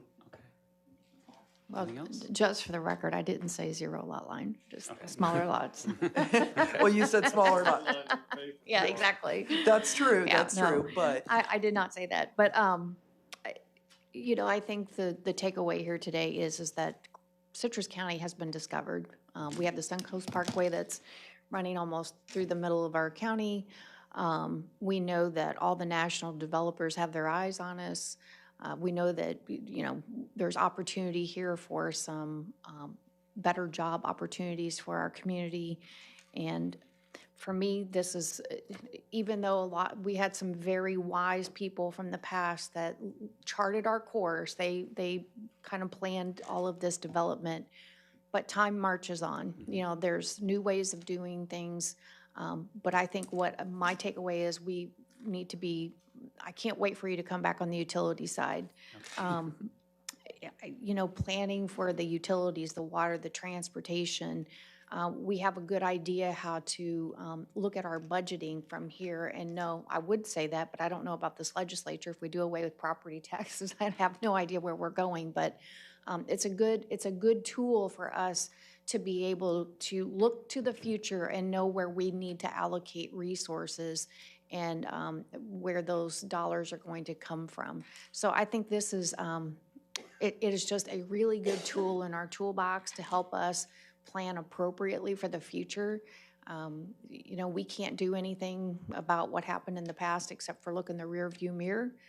That's all good stuff, but we can look to surrounding areas and know who we want to be going forward. And I think this is a very good roadmap for us to do the appropriate planning. I say it all the time. I think people leave major metropolitan areas to come to a place like us. I have no desire to pave it over, but I know that we have to do certain things in order to attract the next generation of workforce and to make sure that we have a thriving community. So thank you very much. You're welcome. Now that you have this data, you now have a lot of possibilities too. Not trying to sell more of our services, but the county, we did the whole county. It's a lot of work. Sometimes we just completed a project for one of our clients where we look at just one road corridor and help them understand the commercial needs along there. And we were helping to show that by bringing on 2 commercial centers at the right locations, these 2 nodes, the municipality was actually benefit by $500,000 a year in increased tax revenue from that development. And that discounts all of the value because of their new proximity to certain centers. So again, we don't have to do that data, or we don't have to do that analysis for you, but that's the kind of thing we can do in the future. You just jogged my memory on something. When you talked about you did an analysis for a sheriff's department, I forget what county. Collier County?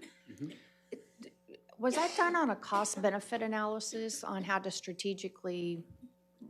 No. So to grossly simplify the scope of work, it was, why do we need more police?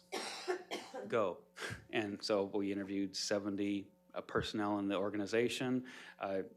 means 70 different interviews, site meetings, looking at their different facilities, analyzing their data so that we knew that how many service calls an officer on average a year could answer, what uses tend to create the most need for calls for services, and then we were able to forecast where future facilities would be needed throughout the county, because for the last either the 35 years, and they have not built a new substation in 25 of those years. And so we said you're going to need 3 more in the next 20 years because of some emerging development that's occurring. Again, because we already had that population data, then they just added the call for service data that we were able to analyze. It wasn't cost benefit, it was more about when do we need more police and where should we have them located. Thank you. Madam Chair? Commissioner Kennard. Yeah, one last comment, thank you. I would like to see, any new applications for larger developments that come into the county building. I would like to see a relationship drawn to what this is going to create and how it relates to this report and the forecast of this report. Somewhat similar to what we would do with a strategic plan, but how does it relate? And if this new development is going to bring 400 new residents to this particular area, that we're not just looking at needing to add one more turn lane or add this, but bring that developer to the table and say, here are our forecast infrastructure needs for the region that, we are looking at, because you've got 400 new here, and now it looks like down the road, we're gonna have another 600 or 800 here, or whatever those numbers are. We need to be talking not just about your 400, but let's talk about a community shopping center and having those discussions and see what that developer can bring to the table in exchange for them being able to build these homes or whatever it might be. So I think there's a lot more discussion that needs to be had with the county administrator and with staff in reviewing these things. Let's make sure. I'm just saying, I think I love you right now. I've actually been talking to them about this because I'm like, oh my gosh, when we're getting these, I would love to see our agenda items have a more expanded outline of what that looks like. Yeah, fantastic. So, all right, I love you. I'll stop right there. Thank you again. It's an honor and a privilege to work for you. Yeah, I love I believe you just called him brilliant, yes? He can, whatever he wants to be called. If we can get down, I don't care. If lot we of can love get in this down that room. road, I am like one happy woman. I was going to add, if I could Mr. say Howard. one thing. First, I want to thank Dave and his team and our staff. And when I reached out to the city managers, they were all in, and I think it's a great opportunity. I'm going to leave you with a quote. I like quotes. So there's a great famous quote from Yogi Berra, famous quote about planning. If you don't know where you are going, you'll end up someplace else. And I hope Citrus does not end up someplace else. We have an opportunity to correct the ship, be proactive, and do these. And this is a tool in the toolbox. We have the talent, we have the tool, and we need the technology. And with those components, it leads to success, not only to this county, you can become not only the leader in Florida, but in the nation. So we have all these opportunities. We're at the right place, right time. So thank you for the leadership of this board as a target for action. And this is going to pay big dividends kind of going forward proactively is important. You can learn from history, but you can also learn in the future and do other technologies and these different best practices that we can implement here. So thank you for your leadership as well. Thank you very much. Thank you. I'll see you in a few months. All right. All right. We are recessed until 1 p.m. Ma'am, Yes, that's going ma'am. to be a new meeting, so you're going to adjourn this meeting. You're adjourned. Oh, okay. Well, we're adjourning. Thank you. I'm always in trouble with that. Adjournment, recess. Yes, ma'am.